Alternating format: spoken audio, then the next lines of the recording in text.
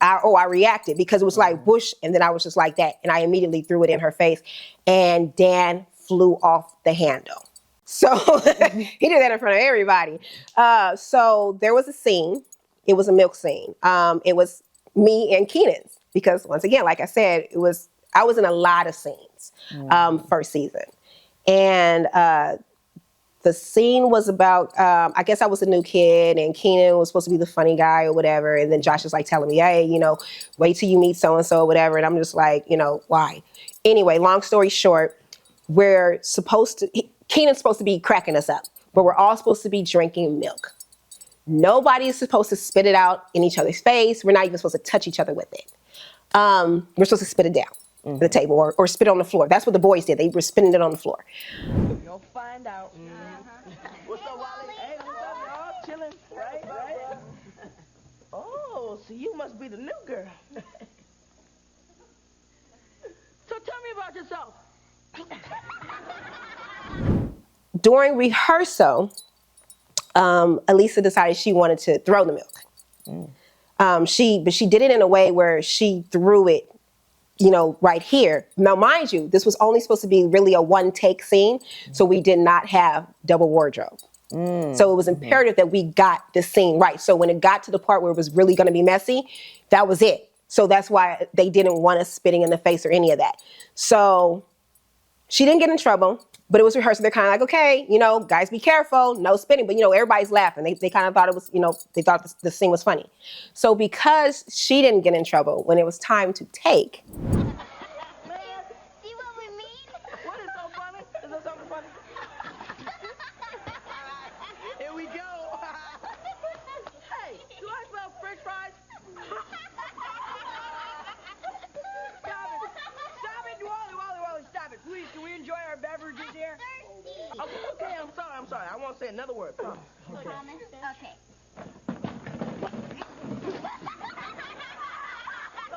You promised. I didn't say anything. It's hysterical. Katrina thought it would be hilarious, and she spit the milk directly in my face. So when she spit the milk directly in my face, and she's actually admitted this, and she ended up admitting it, and she's apologized, and she's apologized several times, and she's actually one of the very few that's been there, even when I ended up homeless, and she's helped my children, like all kinds of stuff. So she's definitely tried to redeem herself. But when that happened, when she spit the milk in my face, what happens when someone spits in your face? Immediately, I reacted because it was like whoosh, and then I was just like that, and I immediately threw it in her face, and Dan flew off the handle, completely flew off the handle, was yelling at me. I can't even begin to tell you what he was saying. I don't even remember, but he was yelling at the top of his lungs. The mic was still on.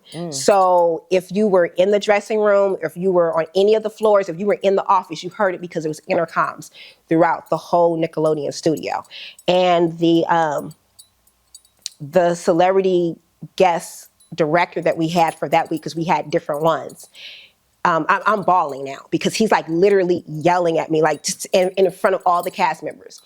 All the cast members saw what happened. And I'm now getting ready to just like run because like I'm dripping from milk, like from my hair all the way down, and I'm crying. And as I'm getting ready to run out the door, the director is followed by Brian Robbins, who is now the president of Nickelodeon. He's like, go to your dressing room. I heard everything and I saw everything. I'm gonna take care of it. And I go into the dressing room, but as I'm going into the dressing room, there's people that are in the office, I'm walking past other dressing rooms because everybody has heard. It's almost like the walk of shame, So I go into my dressing room. My mom is just like, she's livid. She's just like, trying to get me cleaned up or whatever. And then finally the director comes back in because it was a wait though, because they actually had to take Dan upstairs and run back the tapes so he could see what happened. And then the director ended up coming in. He's like, everything's okay. He was apologizing. He was like, are you okay? And then they ended up having Dan come and apologize. He didn't want to, but he did. So why do you feel as though no one ever intercepted? Katrina was always the mischievous one because she was the baby. So she was always doing stuff. So when that happened, actually, Elisa's the one that didn't get in trouble. I've always said, and this is where the story was getting mixed up. So to clear up something, Katrina did get in trouble.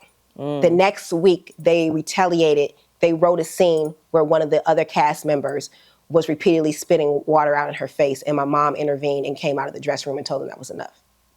So, see, because it's two of them, I always get it mixed up. So Elisa never got reprimanded. Like, it was just like, they laughed. That's why Katrina thought it was so funny that she could get away with it. But Katrina would not have gotten in trouble if it hadn't been for the director, because he was the one that was like, no, you're going to come back up and you're going to look at the tape. If he had never came down and he had turned, turned his head, because those that were down on the floor saw what happened, but nobody was going to be like, Dan, you're wrong.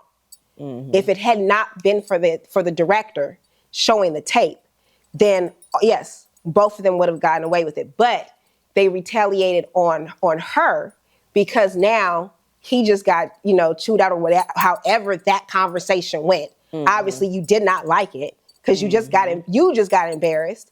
They made her pay the next week. It's kind of like a vengeance for her wrongdoing, giving her a taste of her own medicine. Yeah, They but feel like the way that they worked, it was like they could have cared less about what she did. I think that was more, he got in trouble. So it was, because like I said, she technically did it. If it had not been for the director coming down, because I was getting yelled at. It was, she did not get yelled at until it was like, go look at the tape. Did you ever feel differently from your castmates? Because racism is another thing that was touched on in the documentary. So I want to know about your experience. Since you were on the first season, did you experience any type of discrimination or racism on set?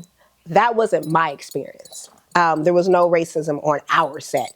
There was other issues. Like I said, so the narrative for our set wasn't racism. And like I said, I've been talking about it since 2009. If it was racism for me, trust and believe I would have been talking about it back then.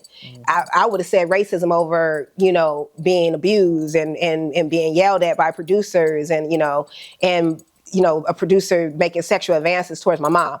Racism is like the easier road to take. So that wasn't my story at all. And actually, if you look at our seasons, you had Kel Keenan, you had Elisa. If you go back and look at all the artists that we had, the theme song, the shows that were coming out. It's like I said, that's not my story, not taken away from anyone else's. But if that was something that they experienced, I can't say it's Nickelodeon. That might have been an all that thing, but it might have been depending on the season of who was there. But once again, that's an isolated situation. It's not the whole entire network. Agreed. Because I know a lot of people have been going crazy with conspiracy theories, like the people who didn't blow up after the show, they're just mad and they're just trying to get fame and they're defending Nickelodeon. And sometimes that might be the case. Sometimes it may not. So how do you feel about the people making those comments? Nickelodeon don't give a damn about me.